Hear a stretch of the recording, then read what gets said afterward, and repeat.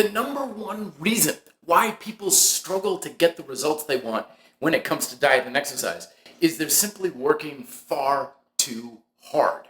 Hello there, and welcome once again to another episode here on the Red Delta Project YouTube channel, where I help you to be fit and live free by taking a fundamental approach to diet and exercise.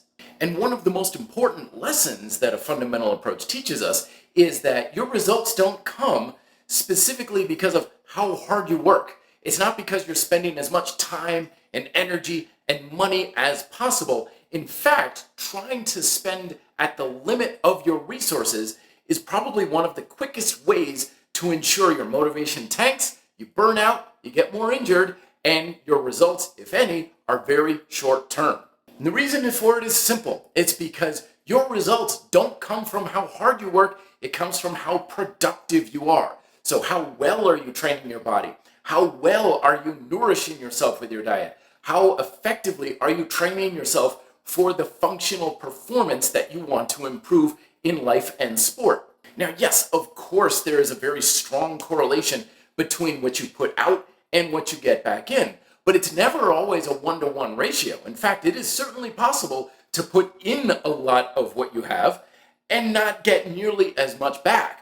And the closer you get to the limitations of your resources, of how much time and energy you can spend, the more you're going to feel like you're putting out and the less you're going to feel like you're getting back. And it's for this reason that I'm a big fan of applying the old fiscal line of thought of living within your means, not only to how well you can do financially, but also when it comes to your diet and exercise programs. See, living within your means, means that you're not spending as much time and energy as you possibly can in your workouts. You leave the gym with a little bit in the tank. That you're not trying to eat perfectly all the time. You're giving yourself a little bit of leeway when it comes to your diet. And when it comes to having the ability to use as much energy and effort as possible in your fitness lifestyle, you always go to bed going, I could have invested a little bit more, but because I know what I'm doing and I'm working smart and having a clear objective with what I'm trying to accomplish,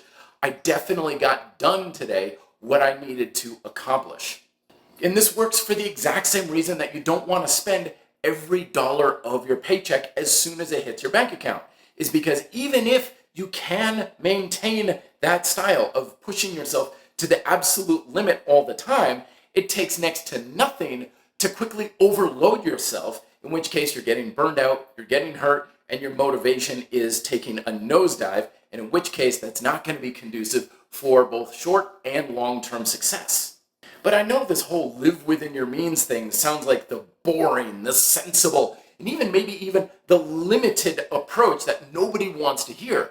But if anything, it's much more liberating because you break yourself out of that hustle culture mindset of I've got to push myself as hard as possible in order to make progress, when in reality, that's not why you make progress. Remember, you don't get results and make progress because of how hard you work. You get results and make progress because of how productive you are and taking things to a higher level. You're working better, not just harder. Plus, when you have an adaptive approach, that gives you permission to use whatever resources you have available. So if you don't have much time or energy or other resources, then sure, work out for 15 minutes. Have a sensibly good diet for the day. It's not something you need to maximize or optimize all the time.